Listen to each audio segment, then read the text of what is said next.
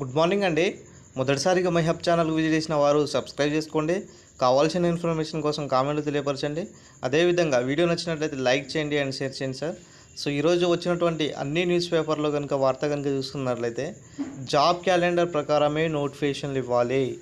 So ఇక్కడ MP are Krishnaiah demand చేయడం జరిగింది. ఇందిరా పార్క్ వద్ద నిరుద్యోగుల మహాధరణ అయితే చేయడం జరిగిందండి. ఏదైతే ఎన్నికల మేనిఫెస్టో ప్రకారం నిరుద్యోగులకు తెలంగాణ ప్రభుత్వం ఇచ్చినటువంటి హామీని పూర్తిగా విస్మరించిందనేసి ఎంపీ ఆర్ కృష్ణయ్య ఆరోపించారు. తెలంగాణ నిరుద్యోగ జేఏసీ చైర్మన్ మోతిలాల్ నాయక్ ఆధ్వర్యంలో శుక్రవారం ఇందిరా పార్కు దగ్గర ధర్నా చౌక్ వద్ద నిరుద్యోగుల మహాధరణ చేపట్టారు. సో ఇందులో ఇక్కడ చూడవచ్చు సార్, ఎంపీ ఆర్ కృష్ణయ్య పాల్గొని మద్దతు తెలిపడం జరిగింది.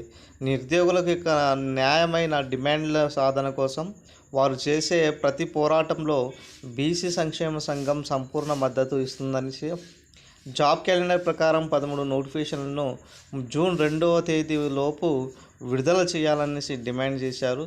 కొత్తగా ఏర్పాటు చేసిన జిల్లాలు, మండలాలు అండ్ మున్సిపాలిటీలు ఒక్కో పోస్టును కూడా మంజూరు చేయలేదనేసి కృష్ణయ్య ఆరోపించారు. కొత్తగా ఏర్పడినటువంటి పోస్టుల్లో డైరెక్ట్ రిక్రూట్మెంట్ కోటాను లెక్కించి గ్రూప్ 1 50%, గ్రూప్ 2లో 30% నుంచి 40% డైరెక్ట్ రిక్రూట్మెంట్ కోటాలో ఎన్ని పోస్టులు వస్తాయో పూర్తి స్థాయిలో లెక్కించి భర్తీ చేయాలని డిమాండ్ చేశారండి. అనంతరం తెలంగాణ నిరుద్యోగ జేఏసీ చైర్మన్ మోతిలాల్ నాయక్ మాట్లాడుతూ, నామమాత్రంగా డైరెక్ట్ రిక్రూట్మెంట్ పోస్టుల కోటాను లెక్కించి ఆర్థిక శాఖకు ప్రతిపాదనలు పంపడం అంటే ఉద్యోగాల కోసం వేచి చూస్తున్న నిరుద్యోగుల మోసం చేయడమే అన్నారు. సో మొత్తానికైతే జాబ్ క్యాలెండర్ సంబంధించినటువంటి నిన్న అయితే ధర్నా చౌక్ వద్ద ఒక మహా ధర్నా అయితే జరగడం జరిగింది. ఖచ్చితంగా జూన్ 2న తెలంగాణ ఆవిర్భావ దినోత్సవం రోజు దీనికి సంబంధించినటువంటి నోటిఫికేషన్లు ఇవ్వాలనేసి ఇక్కడ చూడవచ్చు సార్. మనకు ఎమ్మెల్సీలో పనిచేసినటువంటి మనకు ఇక్కడ చూడవచ్చు Prasanna Harikrishna sir and R Krishnaiah sir లాంటి మేధావులు ఇక్కడ పాల్గొనడం కూడా జరిగింది. కాబట్టి ఖచ్చితంగా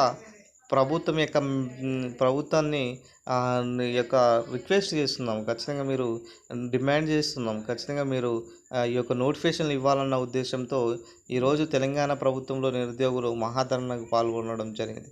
మొత్తానికైతే తెలంగాణ వస్తే నిరుద్యోగులకు నీళ్లు నిధులు నియామకాలు అన్నట్టుగా నియామకాలు వస్తాయి అన్నట్టు అనుకున్నాం.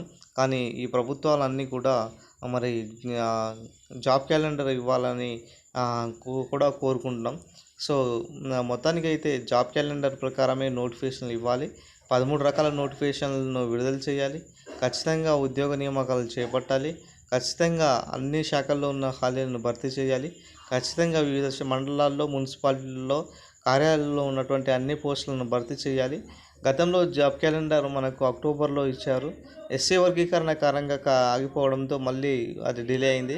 మళ్ళీ దీనికి సంబంధించినటువంటి ప్రక్రియ ముందుకు రావాలి. ఖచ్చితంగా నోటిఫికేషన్లు ఇచ్చి నిరుద్యోగులకు ఉద్యోగులుగా తీర్చిదిద్దాలన్న ఉద్దేశంతో ఈరోజు తెలంగాణ ప్రభుత్వము నాటి కాంగ్రెస్ ప్రభుత్వం గతంలో 2 లక్షల ఉద్యోగాలు ఇస్తారనేసి చెప్పడం జరిగింది. మరి దీనికి సంబంధించినటువంటి ఉద్యోగాలు ఇవ్వాలన్న డిమాండ్తో ఈరోజు నిరుద్యోగులు ఒక మహాధరణకు కూర్చోవడం జరిగిందండి. ఖచ్చితంగా నోటిఫికేషన్లు ఇస్తే తెలంగాణలో ఉన్నటువంటి నిరుద్యోగులు ఉద్యోగులుగా మారుతారు, వారి యొక్క జీవితాలు బాగుపడతాయి. నోటిఫికేషన్ ఇవ్వాల్సిందే అనేసి వాళ్ళ ప్రధానమైన డిమాండ్తో కూర్చొని ఉన్నాం సార్.